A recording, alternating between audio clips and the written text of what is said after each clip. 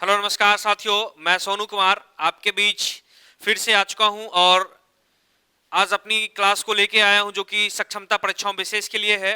तो क्लास को स्टार्ट करने से पहले मैं कुछ क्वेट्स को लेके आया हूं, तो जरा गौर फरमाइएगा क्वेट्स क्या है। तो मैं कैसे हार जाऊं, मैं कैसे हार जाऊं तकलीफों के आगे, मेरी तरक्की की आस में मेरे माँ बाप बैठे हैं, मेरी तरक्की के आगे मेरे माँ बाप बैठे हैं। तो साथियों, ये तो एक स्टूडेंट ने कहा। अब चलता हूं मैं अपने अगले क्लास की ओर, देखते हैं क्या क्या चीज हम लोगों को पढ़ना है। तो देखते हैं क्या है।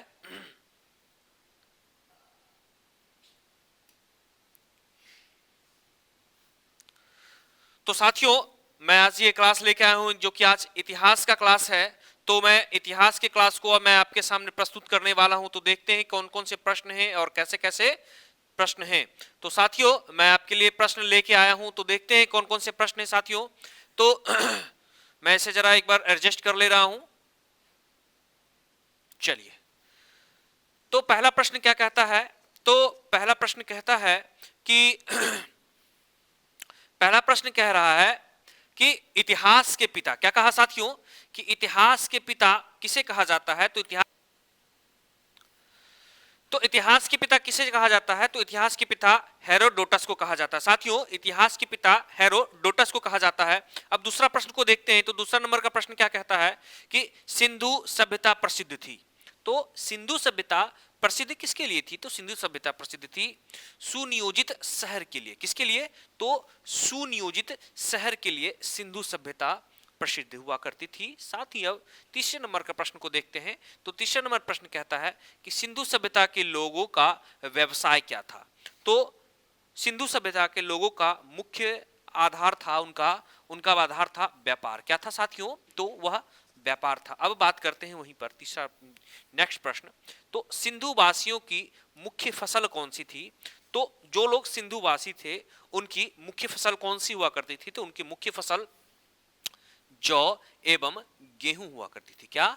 जौ एवं गेहूं हुआ करती थी। साथ ही साथ हड़प्पा सभ्यता की सर्वप्रथम जानकारी किसके द्वारा दी गई। तो चार्ल्स मेसन के द्वारा। किसके द्वारा। तो चार्ल्स मेसन के द्वारा, जो कि 1825 ईस्वी में, जो कि 1825 ईस्वी में चार्ल्स मेसन ने दिया था। वहीं पर मोहनजोदड़ो की खुदाई, क्या कहा, मोहनजोदड़ो की खुदाई के प्रभारी कौन थे। तो सर जॉन मार्शल। कौन थे। तो सर जॉन मार्शल रहे। साथ ही साथ हड़प्पा सभ्यता को एक और सभ्यता के या एक और युग के नाम से जाना जाता है, जिसका नाम है कांस्य युग। क्या।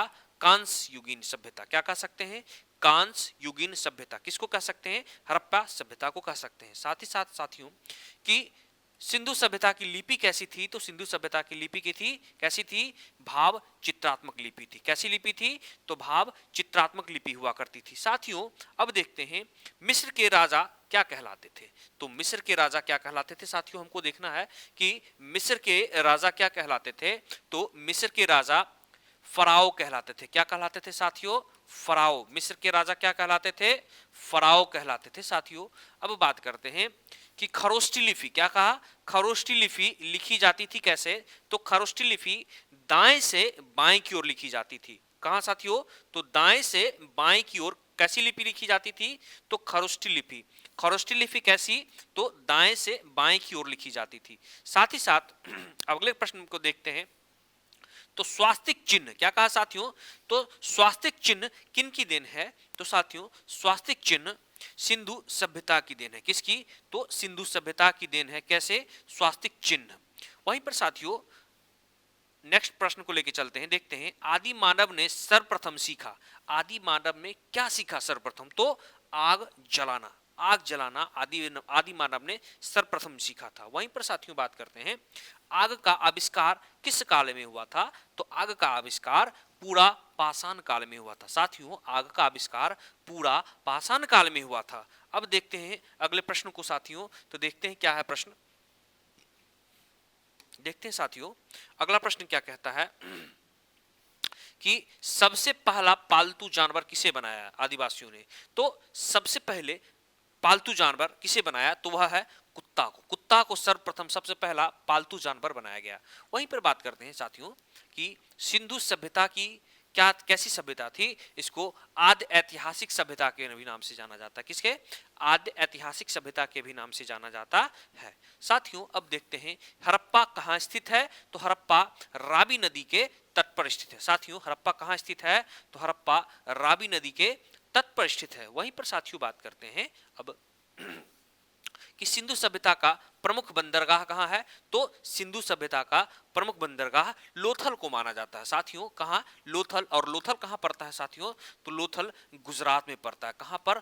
तो लोथल गुजरात में पड़ता है। साथियों अब बात करते हैं हड़प्पावासी किस धातु को नहीं समझते थे?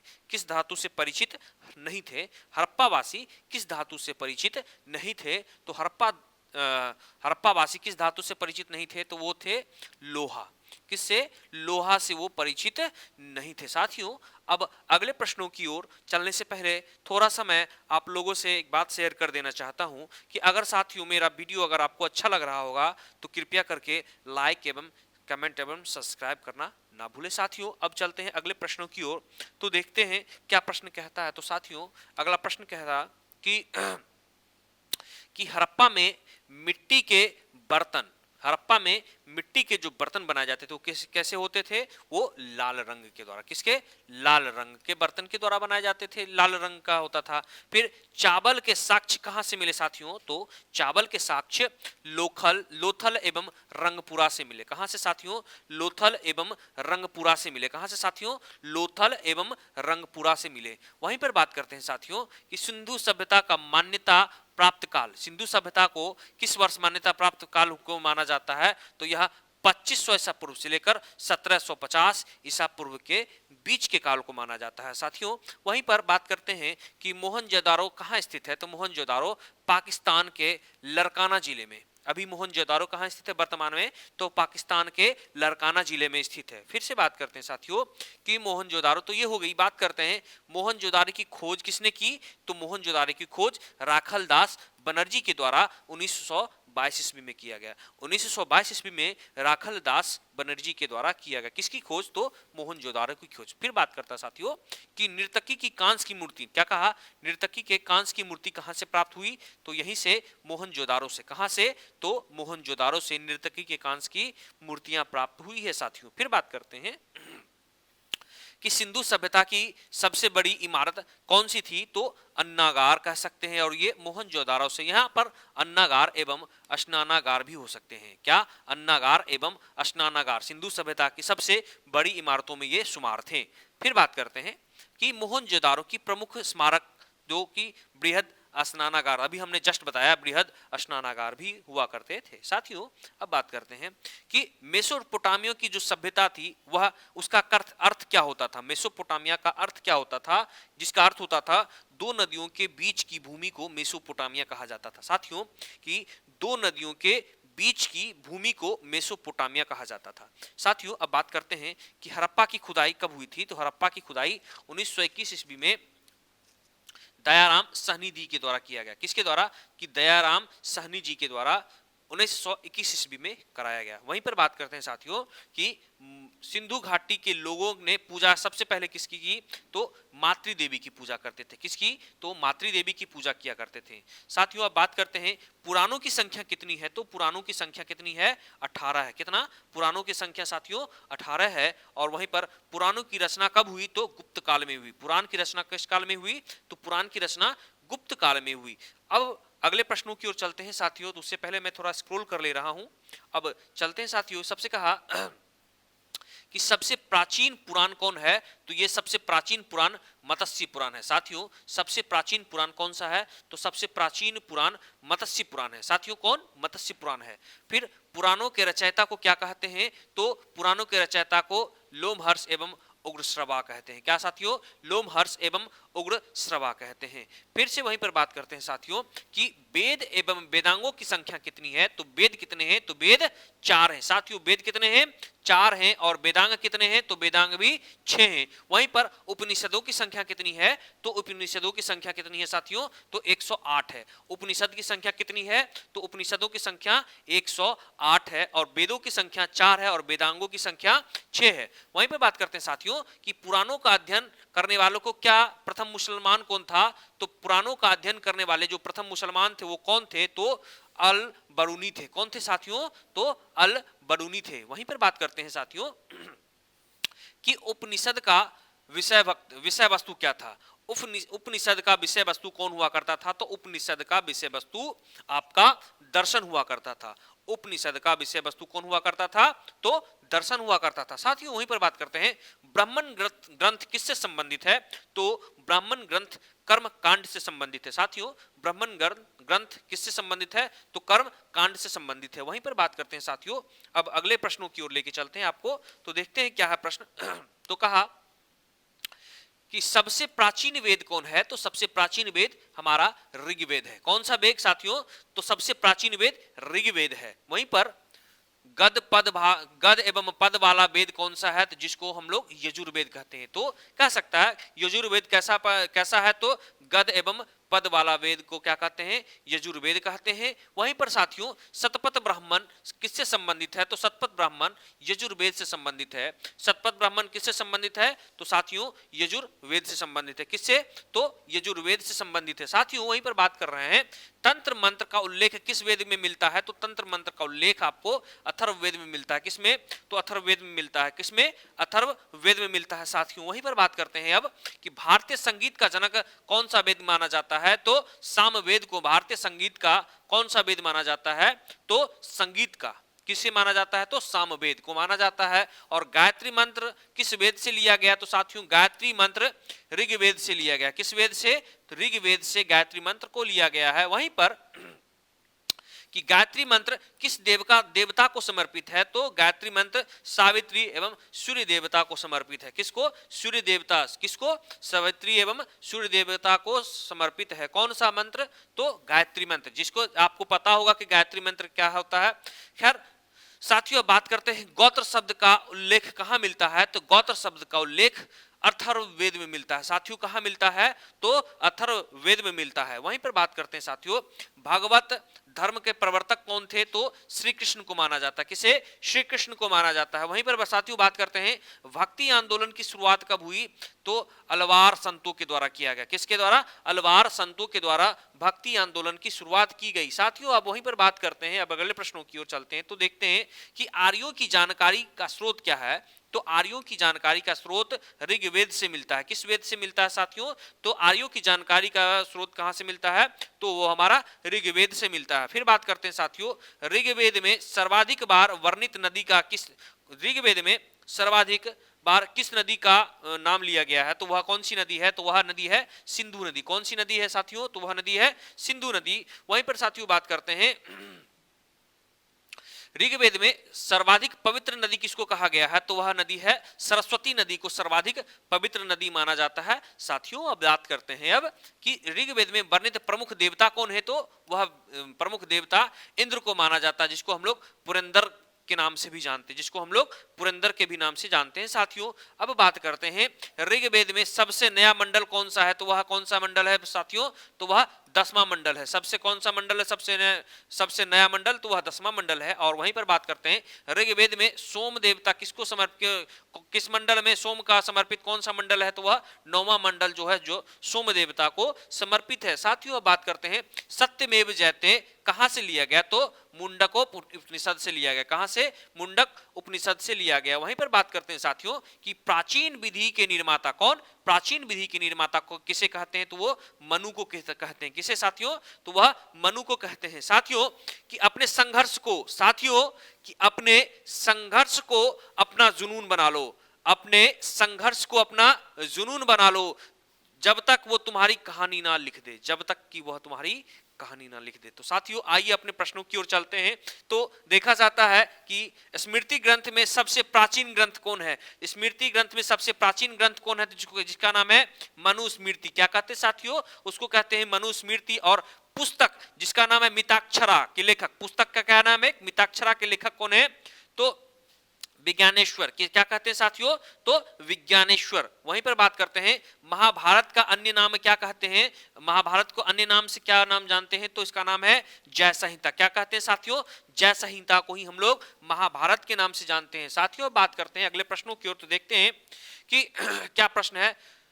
तो प्रश्न में देखते हैं साथियों कि महाभारत के फारसी अनुवाद का शीर्षक क्या है, तो रजनामा। इसको ऐसे भी कह सकते हैं कि महाभारत का फारसी अनुवाद किसमें हुआ है, तो रजनामा में हुआ। किसमें हुआ है तो साथियों, तो वह हुआ रजनामा में। वहीं पर बात करते हैं महाभारत के रचयिता कौन है, तो महर्षि वेदव्यास। कौन है साथियों, तो महर्षि वेदव्यास। और आर्यों का भारत आगमन कब हुआ, तो 1500 ईस्वी से पहले, 1500 ईसा पूर्व से पहले हुआ था। और वहीं पर बात करते हैं आर्य सर्वप्रथम कहां बसे हुए थे, तो पंजाब एवं अफगानिस्तान के क्षेत्रों में। साथियों पंजाब एवं अफगानिस्तान के क्षेत्रों में बसे हुए थे।